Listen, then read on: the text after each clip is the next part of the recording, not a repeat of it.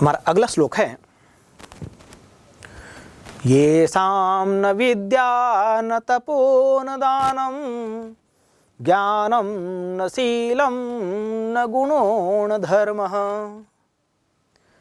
ते मर्त्यलोके भुवि भारभूता मनुष्यरूपेण मृगाश्चरन्ति। येषां न विद्या न तपो न दानं ज्ञानम न शीलम न गुणो न धर्मः। इस पद में जो पहला जो शब्द आया है ये शाम, यत मूल शब्द है, षष्ठी विभक्ति बहुवचन का यह रूप है और इसका तात्पर्य होता है जिनके, अर्थात जिस व्यक्ति के पास न यह अव्यय पद है, निषेधवाचक अव्यय पद है। इसका तात्पर्य होता है नहीं। तपो, ये शाम न विद्या न तपो न, तपो न, ये दोनों संधि युक्त पद हैं। संधि अलग करें तो तपः धन न इति तपो न, विसर्ग संधि का प्रयोग हुआ यहाँ पर।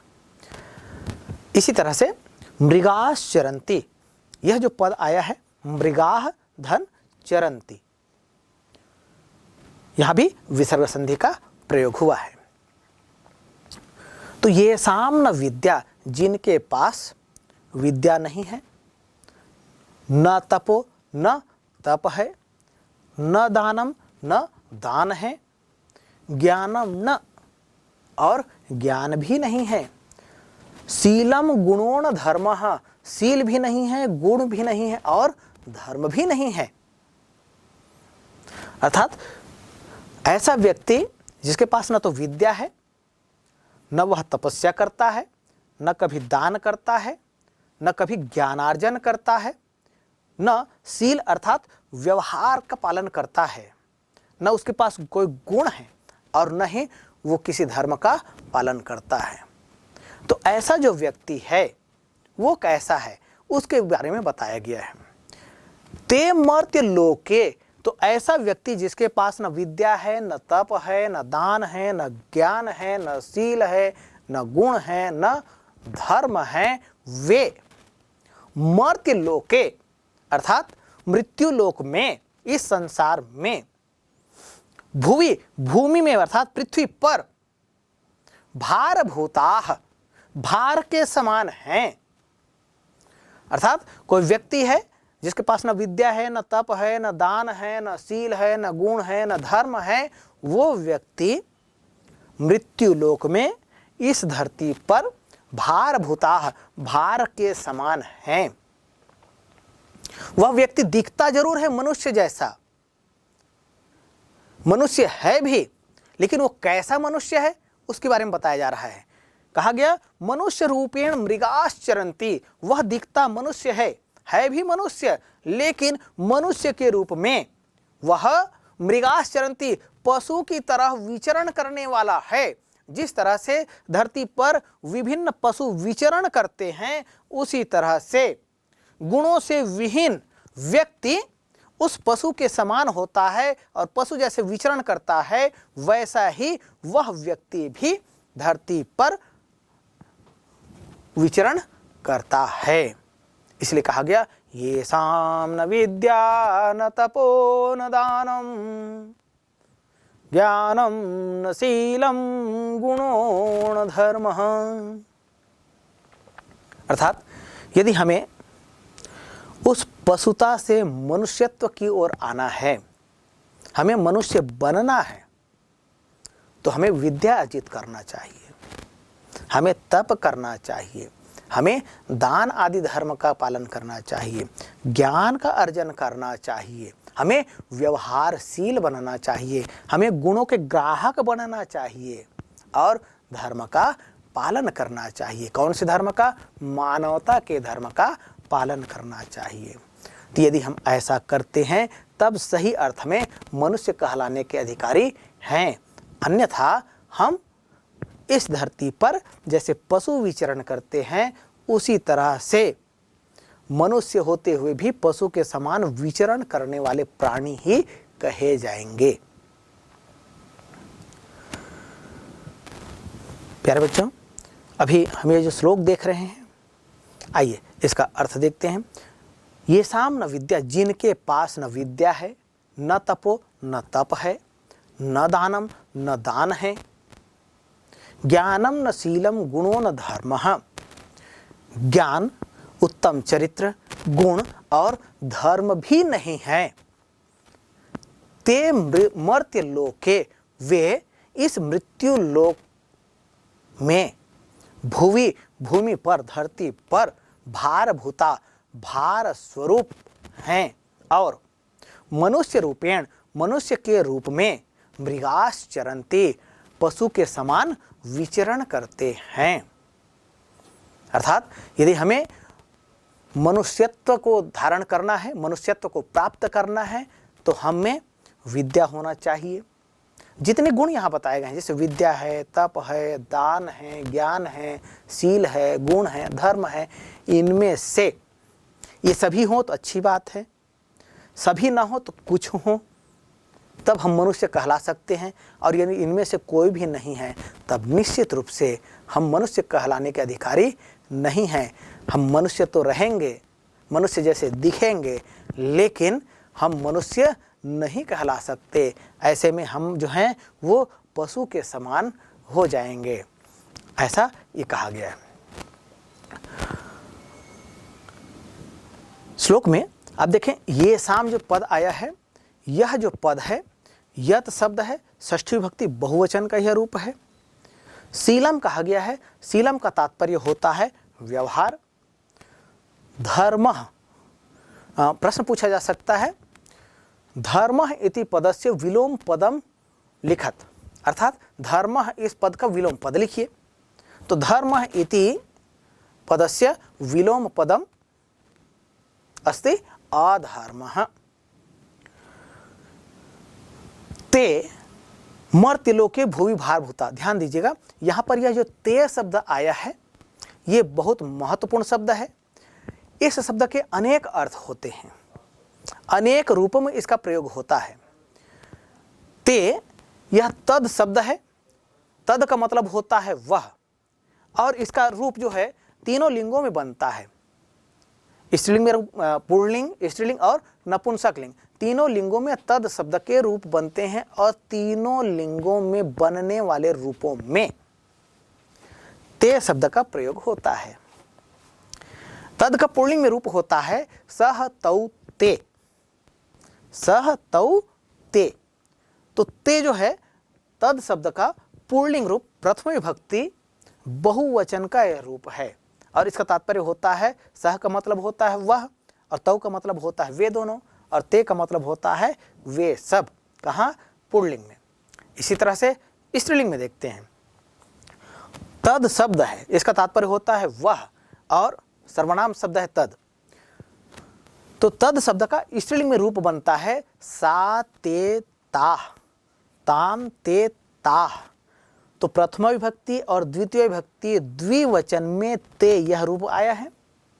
और द्विवचन में यदि ते है प्रथम विभक्ति और द्वितीय विभक्ति में, तो क्या हुआ? ये स्त्रीलिंग का यह रूप हुआ। इसी तरह से नपुंसक लिंग में भी इसका प्रयोग होता है। नपुंसक लिंग में इसका रूप प्रयुक्त होता है क्या? तत् ते तानि, तत् ते तानि। अर्थात प्रथम विभक्ति और द्वितीय विभक्ति के द्विवचन नपुंसक लिंग में भी ते इस शब्द का प्रयोग होता है। तो ते शब्द को यदि आपको पहचानना है तो तद मूल शब्द है, प्रथम विभक्ति पुल्लिंग का रूप बहुवचन में, तद स्त्रीलिंग प्रथम विभक्ति और द्वितीय विभक्ति द्विवचन में। इसी तरह से तद प्रथम विभक्ति और द्वितीय विभक्ति, तद प्रथम विभक्ति और द्वितीय विभक्ति द्विवचन में यह प्रयुक्त होता है। तो इस तरह से ते जो शब्द है ये अलग अलग अर्थों में प्रयुक्त होता है। और इसके साथ ही युष्मद, युष्मद का मतलब होता है तुम, वहां पर भी इसका रूप मिलता है। युष्मत् शब्द की यदि चतुर्थी विभक्ति आप देखें तो तुभ्यम ते युवाभ्याम वाम युष्मभ्यम वह। यहां पर चतुर्थी विभक्ति में तुभ्यम ते, तो चतुर्थी विभक्ति एक वचन में इसका रूप प्रयुक्त होता है। इसी तरह से युष्मत् शब्द में ही षष्ठी विभक्ति में इसका रूप पुनः प्रयुक्त होता है। तव ते योयोह वाम युष्माकम वह। तो तव ते, तो ते का प्रयोग जो है वहां पर भी षष्ठी विभक्ति एक वचन में इसका रूप देखने को मिलता है। तो इस तरह से ते शब्द जो है इसके अनेक रूप देखने को हमें मिलते हैं। यहाँ पर जो ते शब्द प्रयुक्त हुआ है यह पुल्लिंग का है, तद का रूप है और इसका तात्पर्य होता है वे। आइए आगे बढ़ते हैं। हमारा अगला श्लोक है सुखार्थिनः कुतो विद्या नास्ति विद्यार्थिनः सुखम सुखार्थी वा त्यजेत विद्या विद्यार्थी वा त्यजेत सुखम। इस श्लोक में विद्यार्थी के लक्षण को बताया गया है। आप सभी विद्यार्थी हैं। जो विद्या की चाह रखता है उनका आचरण कैसा होना चाहिए, उन्हें किन चीज़ों का पालन करना चाहिए और किन चीज़ों का त्याग करना चाहिए, इसके विषय में इस श्लोक में बताया गया है। विद्यार्थिनः कुतो विद्या सुखार्थिनः सुख धन अर्थिनः इति सुखार्थिनः। सुख धन अर्थिनः यहाँ पर दीर्घ स्वर संधि का प्रयोग हुआ है। जैसे गुणी से गुणिनः होता है वैसे अर्थी से अर्थिनः, चाहने वाले। अर्थिनः यह प्रथम विभक्ति बहुवचन का रूप है। अर्थी मूल शब्द है, प्रथम विभक्ति बहुवचन का रूप है। इसका तात्पर्य होता है सुख की इच्छा रखने वाले। सुखार्थिनः कुतो विद्या, कुतो विद्या का यह भी संधि पद है, संधि अलग करें। कुतः धन विद्या इति कुतो विद्या, यहाँ पर विसर्ग संधि का प्रयोग हुआ है। नास्ति न धन अस्ति इति नास्ति, यहाँ दीर्घ स्वर संधि का प्रयोग हुआ है। विद्यार्थिनः विद्याधन अर्थिनः इति विद्यार्थिनः, विद्यायाः अर्थिनः ऐसा कहेंगे तो ये समास विग्रह हुआ और यहाँ पर षष्ठी तत्पुरुष समास का प्रयोग हुआ। इसी तरह से सुखार्थिनः विद्यार्थिनः इन पदों का भी आप समास विग्रह कर सकते हैं। तो संस्कृत में कुछ शब्द ऐसे होते हैं जिनमें संधि भी होती है और समास भी होता है। तो सुखार्थिनः और विद्यार्थिनः इसी तरह के पद हैं। सुखार्थी वा त्यजेत विद्याम विद्यार्थी वा त्यजेत सुखम। तो सुखार्थिनो कुतो विद्या, कुतः का मतलब होता है कहाँ से। तो सुखार्थिनः सुखस्य अर्थिनः इति सुखार्थिनः, सुख की इच्छा रखने वाले को। अर्थिनः अर्थी मूल शब्द है, इसका प्रथम विभक्ति और द्वितीय विभक्ति बहुवचन का रूप बनता है अर्थिनः। तो सुख की इच्छा रखने वाले को, कुतः मतलब होता है कहाँ से, विद्या मतलब होता है विद्या या ज्ञान, अर्थात जो सुख की इच्छा करता है। विद्यार्थी जीवन के विषय में कहा जाता है कि विद्यार्थी जीवन जो है तपस्या का जीवन है। विद्यार्थी जीवन में हम जितनी कड़ी तपस्या करेंगे, जितना हम मेहनत करेंगे, जितना हम अपने शरीर को तपाएंगे, जितना हम अपने आप को विद्या अध्ययन के प्रति लगाएंगे, विद्या उतनी अधिक हमें प्राप्त होगी। यदि हम विद्या से भागेंगे तो विद्या हमसे और दूर चली जाएगी। तो जो विद्यार्थी हैं, जो विद्या की चाह रखते हैं, उन्हें सतत परिश्रम करना चाहिए। तो सुखार्थिनः कुतो विद्या, अर्थात जो व्यक्ति सुख की इच्छा करता है उसको विद्या प्राप्त नहीं होती है। या कहें कि सुखार्थिनः कुतो विद्या, अर्थात सुख की इच्छा करने वाले को विद्या कहाँ से, अर्थात सुख की इच्छा करने वाले व्यक्ति को विद्या की प्राप्ति नहीं हो सकती। नास्ति विद्यार्थिनः सुखम, और जो व्यक्ति विद्यार्थी मूल शब्द है और विद्यार्थिनः यह बहुवचन, विद्यार्थी का बहुवचन विद्यार्थिनः। तो जो विद्यार्थी हैं अर्थात जो विद्या की चाह रखने वाले हैं, इन्हें नास्ति सुखम, सुख नहीं मिलता है। अर्थात जब तक आप विद्या प्राप्त कर रहे हैं, जब तक सीख रहे हैं तब तक आपका जीवन कैसा है, आपका जीवन जो है तप युक्त है और ऐसे में आप सुख की कामना नहीं कर सकते हैं। आप यदि चाहेंगे कि मुझे विद्या भी प्राप्त हो जाए और सुख भी मिल जाए तो ये संभव नहीं है, दोनों परस्पर विरोधी हैं। आपको सुख मिलेगा या विद्या मिलेगी। तो आपको यदि विद्या प्राप्त करना है तो आपको सुख को त्याग करना होगा। विद्यार्थी वा त्यजेत विद्याम, सुखार्थी वा त्यजेत विद्याम, जो व्यक्ति सुख की इच्छा करता है उसको विद्या त्याग देती है।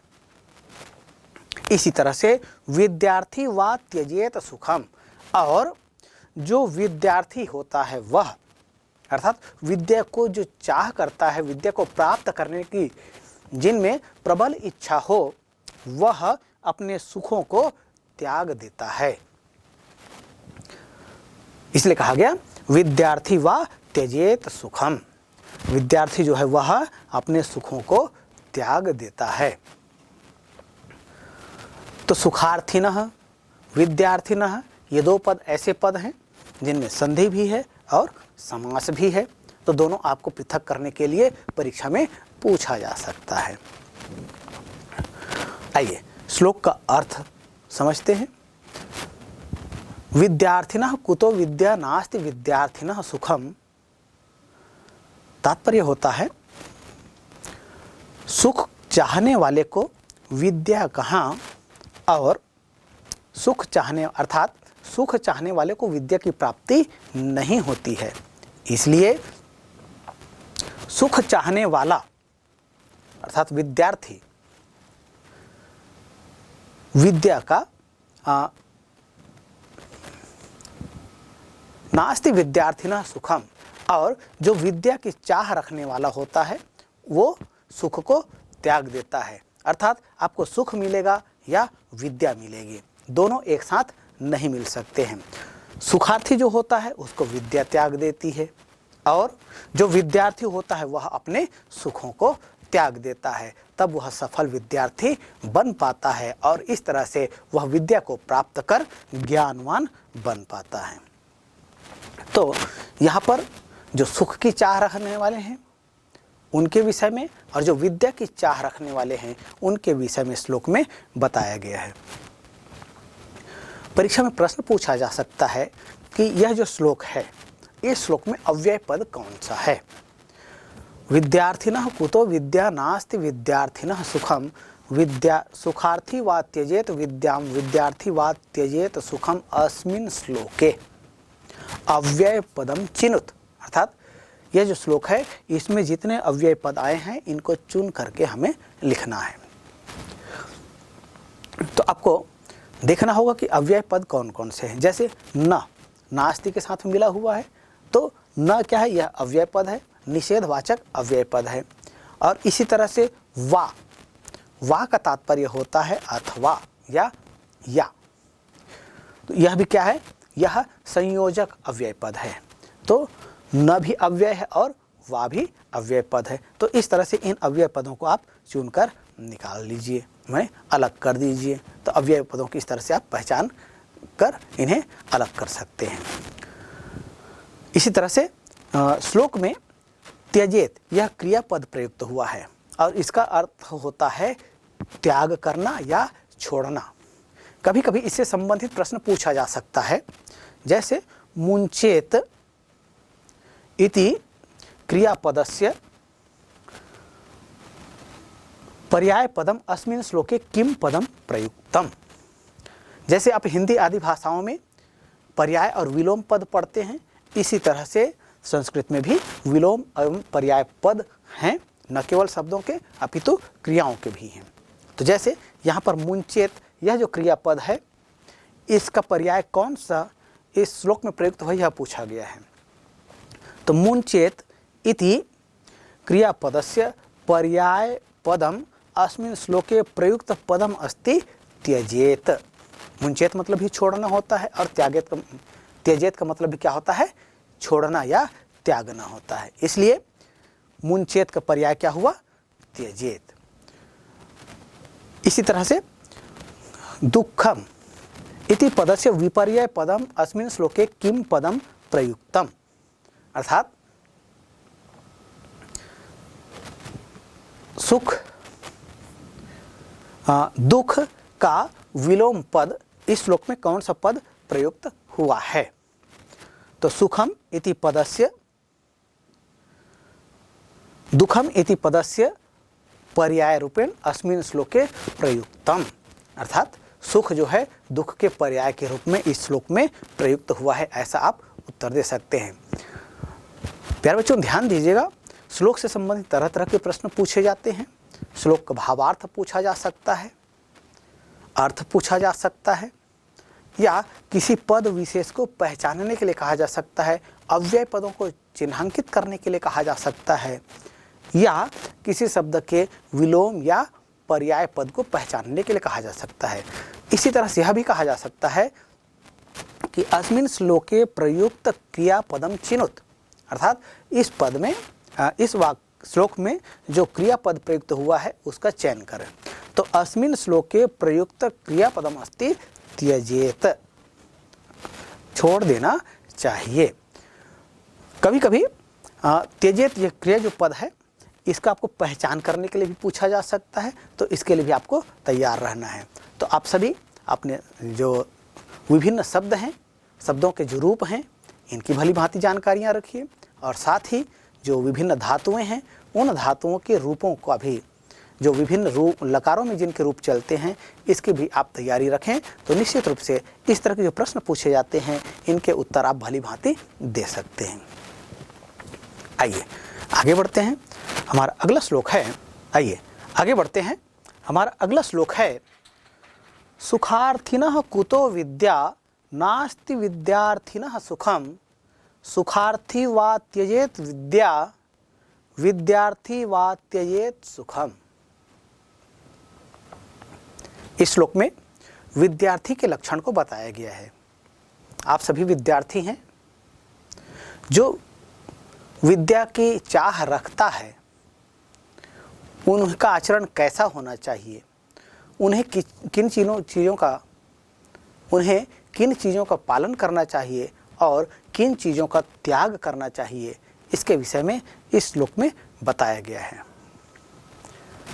विद्यार्थिनः कुतो विद्या,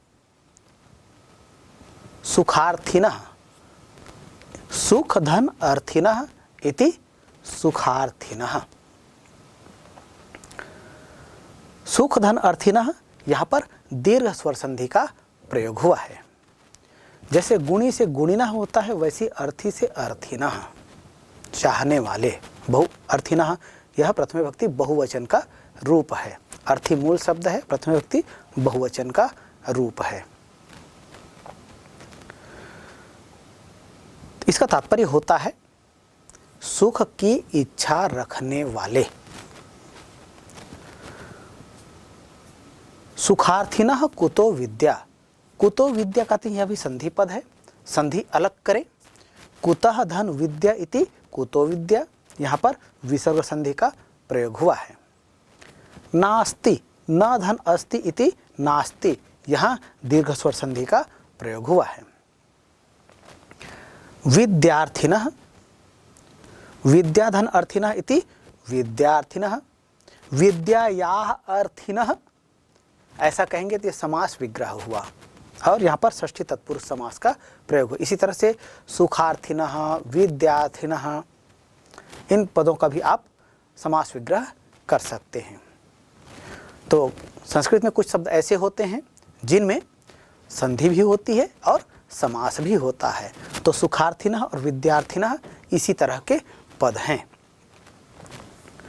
सुखार्थी वा त्यजेत विद्याम, विद्यार्थी वा त्यजेत सुखम। तो सुखार्थिनो कुतो विद्या, कुतः का मतलब होता है कहाँ से। तो सुखार्थिनः सुखस्य अर्थिनः इति सुखार्थिनः, सुख की इच्छा रखने वाले को। अर्थिनः, अर्थी मूल शब्द है, इसका प्रथम विभक्ति और द्वितीय विभक्ति बहुवचन का रूप बनता है अर्थिनः। तो सुख की इच्छा रखने वाले को, कुतः मतलब होता है कहाँ से, विद्या मतलब होता है विद्या या ज्ञान। अर्थात जो सुख की इच्छा करता है, विद्यार्थी जीवन के विषय में कहा जाता है कि विद्यार्थी जीवन जो है तपस्या का जीवन है। विद्यार्थी जीवन में हम जितनी कड़ी तपस्या करेंगे, जितना हम मेहनत करेंगे, जितना हम अपने शरीर को तपाएंगे, जितना हम अपने आप को विद्या अध्ययन के प्रति लगाएंगे, विद्या उतनी अधिक हमें प्राप्त होगी। यदि हम विद्या से भागेंगे तो विद्या हमसे और दूर चली जाएगी। तो जो विद्यार्थी हैं, जो विद्या की चाह रखते हैं, उन्हें सतत परिश्रम करना चाहिए। तो सुखार्थिनः कुतो विद्या, अर्थात जो व्यक्ति सुख की इच्छा करता है उसको विद्या प्राप्त नहीं होती है।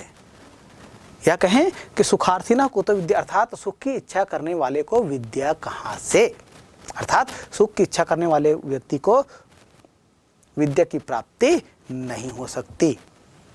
नास्ति विद्यार्थिनः सुखम, और जो व्यक्ति, विद्यार्थी मूल शब्द है और विद्यार्थिनः यह बहुवचन, विद्यार्थी का बहुवचन विद्यार्थिनः। तो जो विद्यार्थी हैं, अर्थात जो विद्या की चाह रखने वाले हैं, इन्हें नास्ति सुखम, सुख नहीं मिलता है। अर्थात जब तक आप विद्या प्राप्त कर रहे हैं, जब तक सीख रहे हैं, तब तक आपका जीवन कैसा है, आपका जीवन जो है तप युक्त है, और ऐसे में आप सुख की कामना नहीं कर सकते हैं।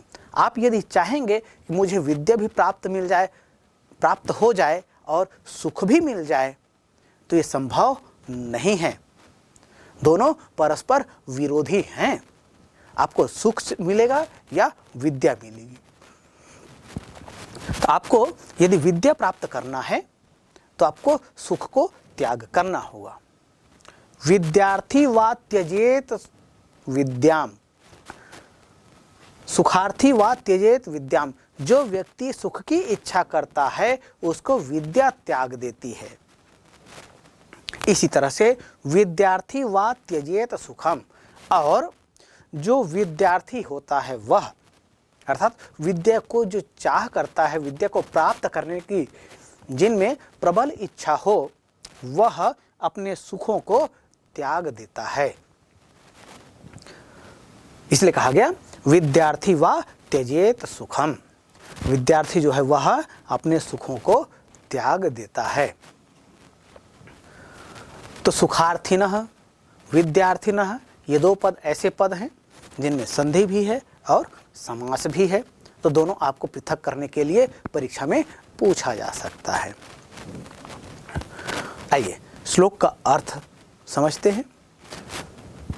विद्यार्थिनः कुतो विद्या नास्ति विद्यार्थिनः सुखम, तात्पर्य होता है सुख चाहने वाले को विद्या कहाँ, और सुख चाहने, अर्थात सुख चाहने वाले को विद्या की प्राप्ति नहीं होती है। इसलिए सुख चाहने वाला अर्थात विद्यार्थी विद्या का नास्ति विद्यार्थिनः सुखम, और जो विद्या की चाह रखने वाला होता है वो सुख को त्याग देता है। अर्थात आपको सुख मिलेगा या विद्या मिलेगी, दोनों एक साथ नहीं मिल सकते हैं। सुखार्थी जो होता है उसको विद्या त्याग देती है, और जो विद्यार्थी होता है वह अपने सुखों को त्याग देता है। तब वह सफल विद्यार्थी बन पाता है, और इस तरह से वह विद्या को प्राप्त कर ज्ञानवान बन पाता है। तो यहाँ पर जो सुख की चाह रखने वाले हैं उनके विषय में, और जो विद्या की चाह रखने वाले हैं उनके विषय में श्लोक में बताया गया है। परीक्षा में प्रश्न पूछा जा सकता है कि यह जो श्लोक है, इस श्लोक में अव्यय पद कौन सा है। विद्यार्थिनः कुतो विद्या नास्ति विद्यार्थिनः सुखम विद्या सुखार्थी वा त्यजेत विद्याम विद्यार्थी वा त्यजेत सुखम अस्मिन् श्लोके अव्यय पदम चिनुत। अर्थात यह जो श्लोक है इसमें जितने अव्यय पद आए हैं इनको चुन करके हमें लिखना है। तो आपको देखना होगा कि अव्यय पद कौन कौन से हैं। जैसे न नास्ति के साथ मिला हुआ है, तो न क्या है, यह अव्यय पद है, निषेधवाचक अव्यय पद है। और इसी तरह से वा का तात्पर्य होता है अथवा या। तो यह भी क्या है, यह संयोजक अव्यय पद है। तो न भी अव्यय है और वा भी अव्यय पद है। तो इस तरह से इन अव्यय पदों को आप चुनकर निकाल लीजिए, अलग कर दीजिए। तो अव्यय पदों की इस तरह से आप पहचान कर इन्हें अलग कर सकते हैं। इसी तरह से श्लोक में त्यजेत यह क्रियापद प्रयुक्त हुआ है और इसका अर्थ होता है त्याग करना या छोड़ना। कभी कभी इससे संबंधित प्रश्न पूछा जा सकता है। जैसे मुंचेत इति क्रियापदस्य पर्याय पदम अस्मिन् श्लोके किम पदम प्रयुक्तम। जैसे आप हिंदी आदि भाषाओं में पर्याय और विलोम पद पढ़ते हैं, इसी तरह से संस्कृत में भी विलोम एवं पर्याय पद हैं, न केवल शब्दों के अपितु क्रियाओं के भी हैं। तो जैसे यहाँ पर मुंचेत यह जो क्रियापद है इसका पर्याय कौन सा इस श्लोक में प्रयुक्त हुआ यह पूछा गया है। तो मुंचेत इति क्रियापदस्य पर्याय पदम अस्मिन् श्लोके प्रयुक्त पदम अस्ति त्यजेत। मुंचेत मतलब ही छोड़ना होता है और त्यजेत का मतलब भी क्या होता है, छोड़ना या त्यागना होता है। इसलिए मुंचेत का पर्याय क्या हुआ, त्यजेत। इसी तरह से दुःखम इति पदस्य विपर्यय पदम अस्मिन् श्लोके किम पदम प्रयुक्तम। अर्थात सुख दुख का विलोम पद इस श्लोक में कौन सा पद प्रयुक्त हुआ है। तो सुखम इति पदस्य दुखम इति पदस्य पर्याय रूपेण अस्मिन् श्लोके प्रयुक्तम। अर्थात सुख जो है दुख के पर्याय के रूप में इस श्लोक में प्रयुक्त हुआ है, ऐसा आप उत्तर दे सकते हैं।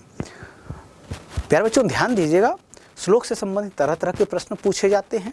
श्लोक का भावार्थ पूछा जा सकता है, अर्थ पूछा जा सकता है, या किसी पद विशेष को पहचानने के लिए कहा जा सकता है, अव्यय पदों को चिन्हांकित करने के लिए कहा जा सकता है, या किसी शब्द के विलोम या पर्याय पद को पहचानने के लिए कहा जा सकता है। इसी तरह से यह भी कहा जा सकता है कि अस्मिन् श्लोके प्रयुक्त क्रियापदम चिनुत। अर्थात इस पद में इस श्लोक में जो क्रियापद प्रयुक्त हुआ है उसका चयन करें। तो अस्मिन् श्लोके प्रयुक्त क्रियापदम अस्ति त्यजेत, छोड़ देना चाहिए। कभी कभी त्यजेत ये क्रिया जो पद है इसका आपको पहचान करने के लिए भी पूछा जा सकता है, तो इसके लिए भी आपको तैयार रहना है। तो आप सभी अपने जो विभिन्न शब्द हैं, शब्दों के जो रूप हैं, इनकी भली भांति जानकारियाँ रखिए और साथ ही जो विभिन्न धातुएं हैं उन धातुओं के रूपों का भी, जो विभिन्न रूप लकारों में जिनके रूप चलते हैं, इसकी भी आप तैयारी रखें। तो निश्चित रूप से इस तरह के जो प्रश्न पूछे जाते हैं इनके उत्तर आप भली भांति दे सकते हैं। आइए आगे बढ़ते हैं। हमारा अगला श्लोक है